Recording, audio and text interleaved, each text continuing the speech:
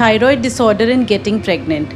देखिए, जो थायराइड की समस्या है ना, वो आजकल बहुत ही ज़्यादा कॉमन है। इस वीडियो में हम मेनली हाइपोथायराइडिज्म की बात करेंगे, जो कि ज़्यादातर केसेस में देखा जाता है।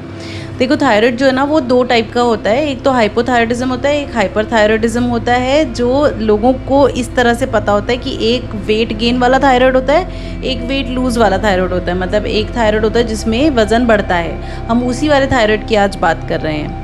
जब हाइपोथायराइडिज्म होता है, मतलब थायराइड हार्मोन की कमी होती है बॉडी में, क्योंकि हमारा थायराइड ग्लैंड जो है वो ढंग से हार्मोन नहीं बना पाता, उस केस के अंदर अक्सर दिक्कत आती है कंसीव करने में। अब ये जो थायराइड की प्रॉब्लम होती है ना, इसके कभी कभार तो हमें लक्षण दिखाई देते हैं और कभी कभार नहीं भी दिखाई देते। थायराइड की जो दिक्कत होती है, उसके जो कॉमन लक्षण हैं वो हैं जैसे पीरियड का हल्का होना, मतलब स्कैंटी पीरियड्स, कम पीरियड आना, और बाल पतले होना, बालों का झड़ना, वज़न का बढ़ना, बहुत ज़्यादा थकान, कमज़ोरी होना, ये इसके कॉमन लक्षण हैं। अब कभी भी अगर आप प्रेगनेंसी के लिए प्लान कर रहे हो तो हमेशा प्री कंसेप्शनल काउंसलिंग होनी चाहिए। इसका क्या मतलब है कि आपको अपने गायनेकोलॉजिस्ट या फिर फर्टिलिटी एक्सपर्ट के पास जाके पूछना चाहिए कि मैडम, मैं फिट हूँ फॉर प्रेगनेंसी या नहीं। जो भी एक्सपर्ट गायनेकोलॉजिस्ट होते हैं या फर्टिलिटी एक्सपर्ट होते हैं, ये अच्छे से गाइड कर पाते हैं कि आपको प्रेगनेंसी से पहले किन किन चीज़ों का ध्यान रखना है और क्या चीज़ें आपकी एब्सोल्युटली नॉर्मल होनी चाहिए। और उसमें एक चीज़ है थायराइड। तो जो थायराइड का टेस्ट है ना, आइडियली अगर आप प्रेगनेंसी के लिए प्लान कर रहे हो तो उससे पहले आपका थायराइड जो है वो नॉर्मल होना चाहिए। अगर आपका थायराइड नॉर्मल नहीं रहा तो आपको कंसीव करने में दिक्कत आ सकती है। थायराइड के साथ साथ और भी कुछ हार्मोन्स होते हैं जो थायराइड की कमी के साथ गड़बड़ हो जाते हैं, ख़राब हो जाते हैं, और उसके चलते पीरियड या तो डिले हो जाता है या फिर पीरियड नहीं आता है और मेडिसिन देके ही पीरियड आ पाता है। अब मान लो आपको थायराइड की प्रॉब्लम है और आपने कंसीव कर लिया, तो प्रॉब्लम बच्चे में आती है, क्योंकि जो थायराइड हार्मोन होता है वो बच्चे की ग्रोथ, स्पेसिफिकली बेबी की ब्रेन की ग्रोथ के लिए इंपॉर्टेंट होता है। तो आप समझ सकते हो थायराइड कितना ज़्यादा इंपॉर्टेंट है। ऑब्वियसली बेबी की ब्रेन की ग्रोथ से तो कभी कोई कॉम्प्रोमाइज़ नहीं करेगा, बट ये नॉलेज ही लोगों को नहीं होती कि थायराइड कितना ज़्यादा इंपॉर्टेंट है बेबी की ब्रेन की ग्रोथ के लिए। क्योंकि मदर का थायराइड ही होता है जो बेबी तक जाता है। बेबी इनिशियल टाइम पे अपना थायराइड खुद नहीं बना पाता, और ये थायराइड बेबी की ओवरऑल ग्रोथ, मतलब उसका जो आगे जाके बच्चे की हाइट होने वाली है, उसके ऊपर भी असर डालता है। इसी वजह से थायराइड की जो डेफिशिएंसी होती है, उसकी वजह से एक डिजीज़ देखी जाती है जिसको कहते हैं क्रेटिनिज्म।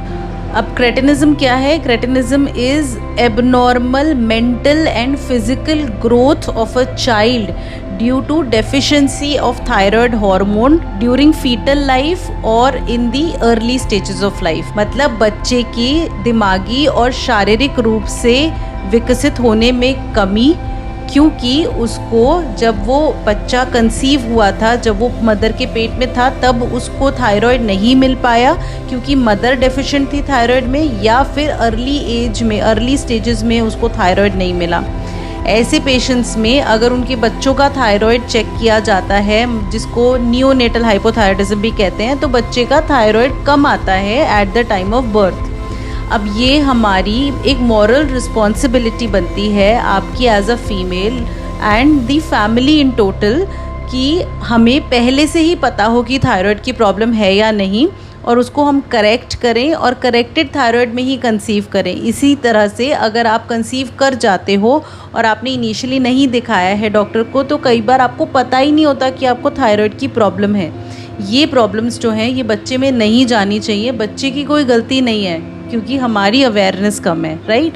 तो ये इंपॉर्टेंट है कि आप थायराइड को लाइटली ना लें। अब कई बार क्या होता है ना, आप फिजिशियंस वगैरह के पास जाते हो, आपको हल्का सा थायराइड होता है, फिजिशियंस बोलते हैं अरे कोई बात नहीं, ये तो बहुत कॉमन है, ये वाली चीज़ तो चलती है। अब देखो, अगर आप प्रेगनेंसी के लिए प्लान नहीं कर रहे होते तो शायद 4, 5, 6 लेवल का जो TSH है वो चलता, लेकिन अगर आप प्रेगनेंसी के लिए प्लान कर रहे हो तो प्रेगनेंसी में थायराइड हार्मोन का जो कट ऑफ, जो गाइडलाइन है ना, वो डिफरेंट है as compare to normal population. तो इसीलिए अगर आपको थायराइड की आपके हाथ में रिपोर्ट है ना, उसको लेके जाना है आपको फर्टिलिटी एक्सपर्ट के पास, ठीक है।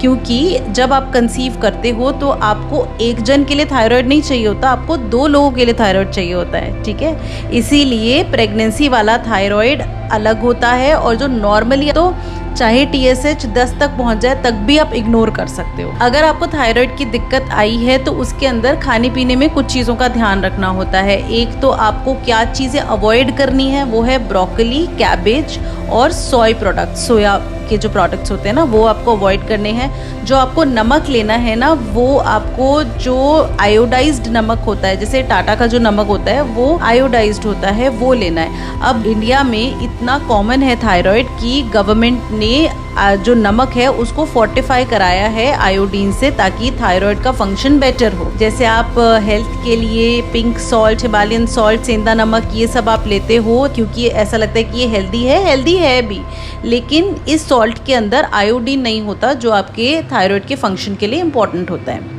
इसके अलावा अगर आपको थायराइड की दिक्कत समस्या कभी पहले रही हुई है, अभी आपने कराया, नॉर्मल है, आप थायराइड की मेडिसिन नहीं ले रहे हो, तो आपको खाने पीने के अंदर एक तो ये नमक का ध्यान रखना है, और मल्टीविटामिन्स जो होते हैं उसमें आप देखो कि आप आयोडीन, सिलीनियम, जिंक, ये वाले मल्टीविटामिन्स ले रहे हो। और ये सब कुछ जो है वो आप अपने डॉक्टर से पहले डिस्कस करो, लेकिन आपको ये नॉलेज प्रॉपर होनी चाहिए। जो थायराइड की मेडिसिन है ना, उसको लेके लोगों को इतना मिथ है, लोगों को लगता है अरे एक बार थायराइड की दवाई शुरू हुई तो वो तो ज़िंदगी भर लेनी पड़ेगी। पर आपको ये समझना पड़ेगा कि थायराइड हमारे बॉडी के लगभग सारे ऑर्गन, सब फंक्शन में रिस्पॉन्सिबल होता है। इतनी थकान, कमज़ोरी होती है थायराइड में कि काम ही नहीं किया जाता। अब थायराइड में प्रॉब्लम ये है कि आपका ग्लैंड जो है ना, थायराइड ग्लैंड, वो काम नहीं कर रहा और वो थायराइड नहीं बना पा रहा, तो ये थायराइड आपको बाहर से लेना ही पड़ेगा।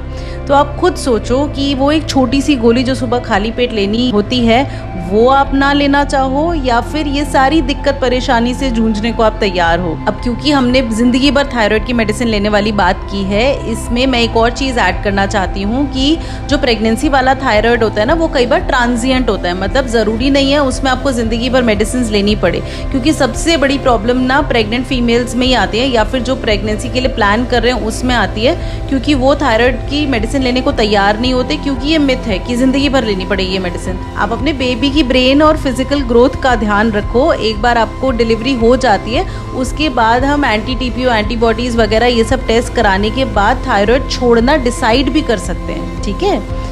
ज़रूरी नहीं है कि प्रेगनेंसी वाला जो थायराइड है उसकी थायराइड की मेडिसिन ज़िंदगी भर चले, बट हाँ, बेबी के लिए बहुत इंपॉर्टेंट है और ये आपकी रिस्पॉन्सिबिलिटी है। थायराइड से रिलेटेड कोई भी आपको डाउट है तो आप कमेंट सेक्शन में लिख के पूछ सकते हो, या फिर कोई और टॉपिक है जिस पे आपको लगता है डिस्कशन होना चाहिए, वो आप लिख सकते हो। कोई स्पेसिफिक आपका डाउट है तो आप ऑनलाइन कंसल्ट कर सकते हो। I will be happy to help.